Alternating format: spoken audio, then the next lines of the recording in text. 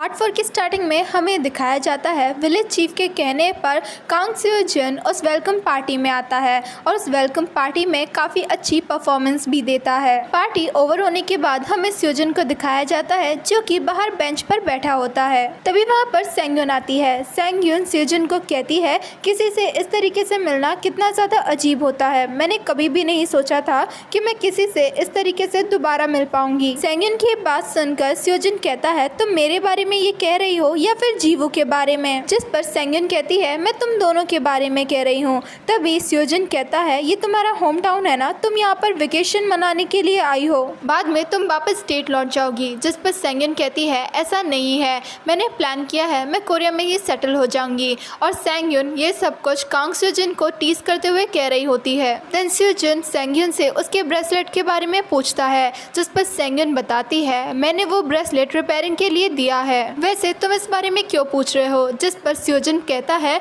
ऐसा लगता है मैंने उस ब्रेसलेट को पहले भी कहीं देखा है। देन स्योजन अपना फोन बाहर निकालता है और वो अपने फोन में जीवो की फोटो दिखाते हुए कहता है वो ब्रेसलेट एक कपल ब्रेसलेट है ना। जिस पर सेंगयुन कहती है ये ब्रेसलेट मैंने सबसे पहले बनाया था, ये मेरा फर्स्ट ज्वेलरी पीस है, इसीलिए ये मेरे लिए इतना ज्यादा इम्पोर्टेंट है। और हाँ, जीवो की ये वाली फोटोग्राफ भी मैंने ही ली थी। जिस पर स्योजन कहता है ऐसा हो ही नहीं सकता बिकॉज तुम्हारी फोटोग्राफी स्किल्स बिल्कुल भी अच्छी नहीं है। सेंगयुन कहती है मैं इस बात को लेकर श्योर हूँ, तुमने और फोटोग्राफ्स नहीं देखी होंगी जो कि इससे भी ज्यादा बेटर है। और हाँ, जिस टीवी कमर्शियल के बारे में मैंने तुम्हें बताया था वो लोग मुझसे अभी भी पूछ रहे हैं, मेरा बस कंफर्मेशन देना ही बाकी है। ऐसा कहते हुए सेंगयुन वहाँ से जाने लगती है। तभी स्योजन कहता है अगर तुम्हारा उसके साथ ब्रेकअप हो चुका है तो तुम उससे जुड़ी हुई चीजें अभी भी क्यों पहनती हो, ये तो मैनर के खिलाफ है ना। जिस पर सेंगयुन कहती है ये मैनर सिर्फ उन्हीं लोगों पर अप्लाई होता है जिन्हें पता है ये ब्रेसलेट एक कपल ब्रेसलेट है। देन सेंगयुन अपना लेफ्ट हैंड ऊपर करते हुए कहती है तुम्हारी वजह से ही मैं ये ब्रेसलेट नहीं पहन पा रही हूँ। तभी स्योजन कहता है मुझसे एकदम परफेक्ट टाइमिंग पर वो ब्रेसलेट टूटा है। ये कहते हुए स्योजन खुद की ही तारीफ करने लगता है।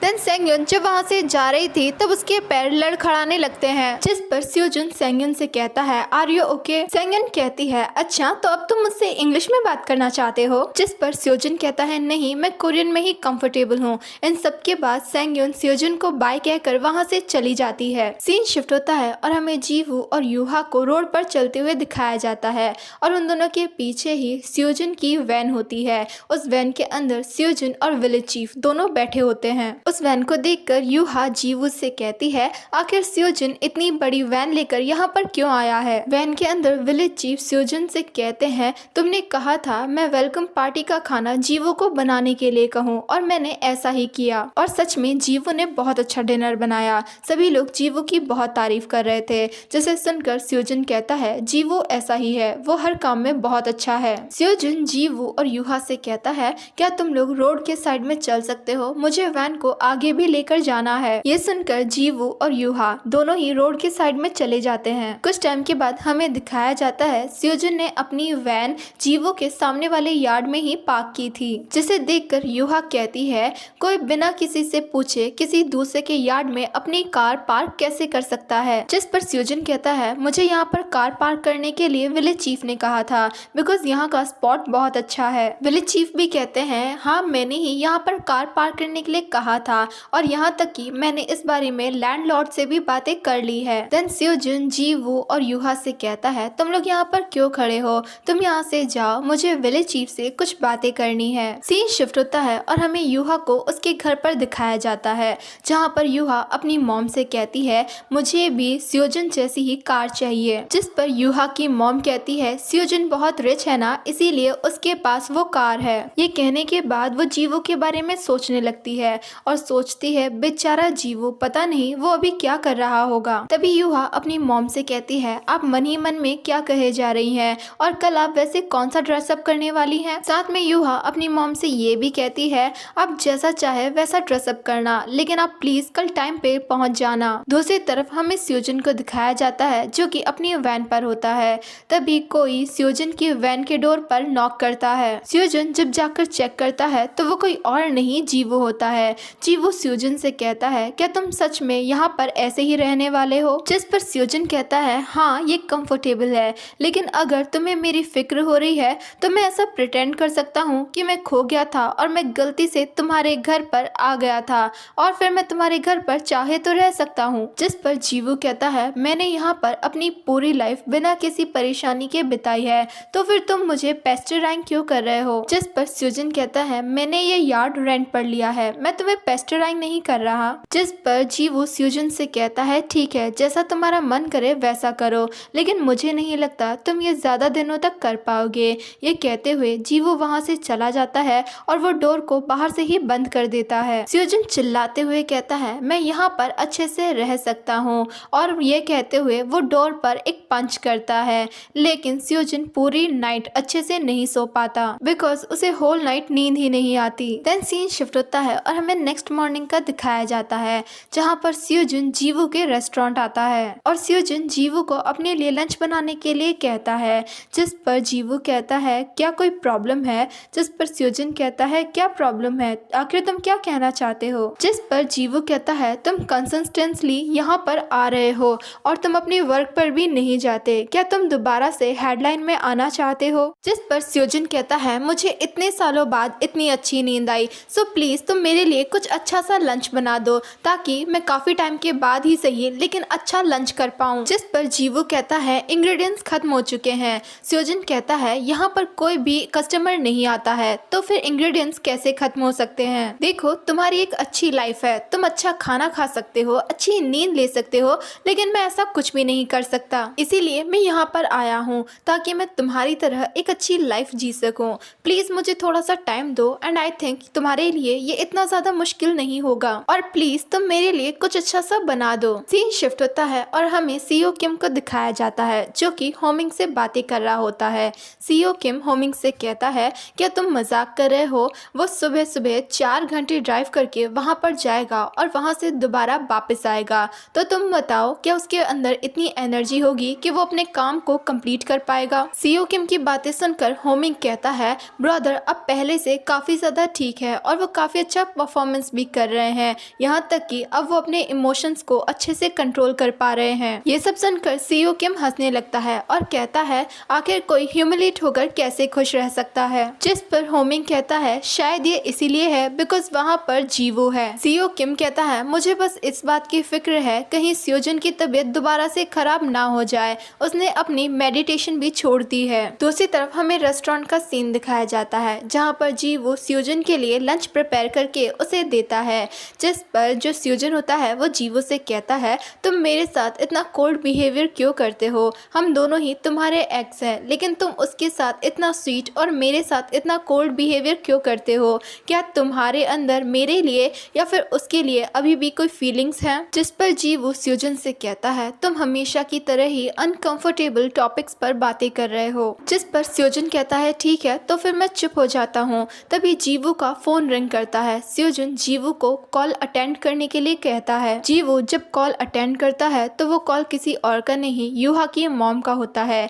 यूहा की मॉम जीवू से यूहा को स्कूल से पिक करने के लिए कहती है। तभी रेस्टोरेंट के अंदर कुछ कस्टमर्स आ जाते हैं जिसकी वजह से जीवू यूहा को पिक करने के लिए नहीं जा पाता। इसीलिए जीवू के बदले स्यूजन यूहा को पिक करने के लिए उसके स्कूल चला जाता है। देन यूहा जब अपने स्कूल से निकलकर स्यूजन को देखती है तो वो एकदम शॉक हो जाती है और वो स्यूजन से कहती है तुम यहाँ पर क्या कर रहे हो। स्यूजन यूहा से कहता है तुम्हारे स्कूल में इतने कम बच्चे क्यों हैं। जिस पर यूहा कहती है क्योंकि ये एक रूरल एरिया है। तभी स्यूजन की नजरें यूहा के हेयर स्टाइल पर जाती है और वो यूहा से कहता है तुम्हारे बालों को क्या हुआ, क्या तुमने किसी से फाइट की थी या फिर तुम क्लास में सो गई थी। ये सुनकर यूहा स्यूजन पर चिल्लाने लगती है। जिस पर स्यूजन यूहा से कहता है क्या तुम मुझसे गुस्सा हो बिकॉज मैंने तुम्हारे बालों के बारे में कह दिया। यूहा स्यूजन से कहती है चाहे तुम कितने भी बड़े स्टार क्यों ना हो, लेकिन क्या वो लोग मुझे लेने के लिए नहीं आ सकते थे, आखिर उन लोगों ने तुम्हें मुझे लेने के लिए क्यों भेज दिया। स्यूजन यूहा से कहता है सेलिब्रिटीज के भी कान होते हैं और वैसे तुम्हारी मॉम मुझे भेजना नहीं चाहती थी लेकिन उन्हें कुछ अर्जेंट वर्क आ गया। और रही बात जीवू की, तो जीवू तुम्हें लेने के लिए इसीलिए नहीं आ पाया बिकॉज उसके रेस्टोरेंट में कस्टमर आ गए थे। जिसे सुनकर यूहा स्यूजन को चुप रहने के लिए कहती है। स्यूजन कहता है मैं तुम्हारी फीलिंग्स अच्छे से समझ सकता हूँ, इसीलिए मैं तुम्हें एक ट्रीट देता हूँ। देन स्यूजन यूहा को एक शॉप में लेकर जाता है और वो यूहा से कहता है तुम यहाँ से जो चाहे वो खरीद सकती हो। शॉप का ओनर स्योजन को पहचान जाता है और वो स्योजन के साथ सेल्फी लेने की जिद करने लगता है, जिस पर स्योजन भी उस शॉप ओनर के साथ सेल्फी लेने लगता है। कुछ टाइम के बाद जब स्योजन यूहा को ढूंढता है तो उसे पता चलता है यूहा यहाँ पर नहीं है। स्योजन आसपास की जगह पर भी यूहा को ढूंढने लगता है। बाद में वो इस बारे में जीवू को भी बता देता है। जीवू यूहा की मॉम के साथ मिलकर यूहा को ढूंढने में हेल्प करने लगता है, लेकिन यूहा उनमें से किसी को भी नहीं मिलती। बाद में वो लोग विलेज में अनाउंसमेंट करवा देते हैं कि यूहा मिसिंग है। देन विलेज के सभी लोग मिलकर यूहा को ढूंढने लगते हैं। दूसरी तरफ जीवू और स्योजन दोनों ही यूहा को ढूंढते ढूंढते एक गली में आ जाते हैं जहाँ पर बहुत ही ज्यादा अंधेरा होता है, जिस वजह से स्योजन बहुत डर जाता है और वो जीवू के हैंड को होल्ड कर लेता है, लेकिन जीवू स्योजन के हाथ को छुड़ा देता है। तभी स्योजन कहता है वो इतने अंधेरे में क्या कर रही होगी, वो जरूर ही रो रही होगी, तुमने सुना वो रो रही है। देन स्योजन वॉल पर चढ़ने की कोशिश करता है लेकिन वो नहीं चढ़ पाता, जिस पर जीवू स्योजन से कहता है तुम ये क्या कर रहे हो, वो यूहा की आवाज नहीं है, वो बिल्ली के बच्चों की आवाज है। लेकिन स्योजन तब भी यही कह रहा होता है यूहा जरूर डर गई होगी इसीलिए वो रो रही होगी। जीवू स्योजन को संभालते हुए कहता है वो बिल्लियों के बच्चों की रोने की आवाज है, बिल्ली के बच्चे ऐसे ही रोते हैं। स्योजन जीवू को बताता है